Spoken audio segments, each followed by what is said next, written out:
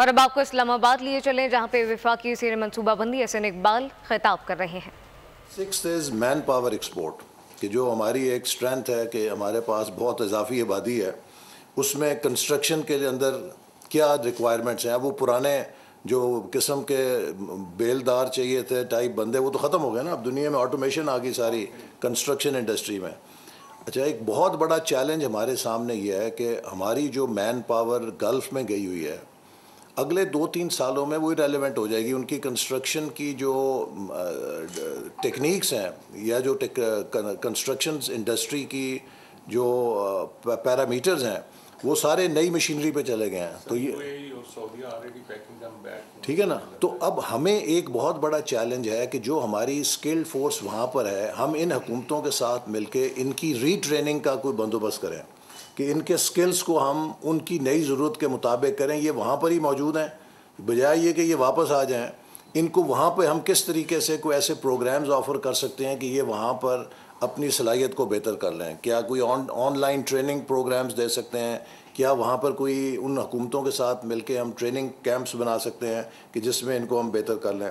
اسی طرح ڈرائیورز ہیں، یہ موٹر وے پولیس نے بنایا ہے، میں نے آپ کو بلایا بھی اس لیے ہے کہ جو انٹرنیشنل ٹرکنگ ہے اس کے لیے ہم کس طریقے سے اپنے افرادی قوت کو تیار کریں۔ نرسنگ ہے، فزیو ہے، اور دیگر جو مین پاور کی سیکٹرز ہیں آئی ٹی کے اندر، سارے میں دیکھیں۔ 7th از کریٹیو انڈسٹریز۔ دنیا میں اب اس وقت کریٹیو انڈسٹریز کا ایک بہت بڑا سیکٹر ہے جس میں فیشن اینڈ ڈیزائن ہے، اس میں فلم ہے، اس میں آرٹ ہے، اس میں ہمارے نوجوانوں میں بہت ٹیلنٹ ہے۔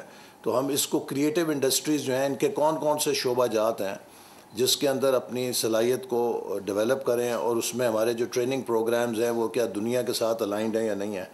And finally blue economy. Pakistan کو اللہ تعالیٰ نے سمندر کی صورت میں ایک 5واں صوبہ دیا جو بلوچستان جتنا ہی ہے تقریباً۔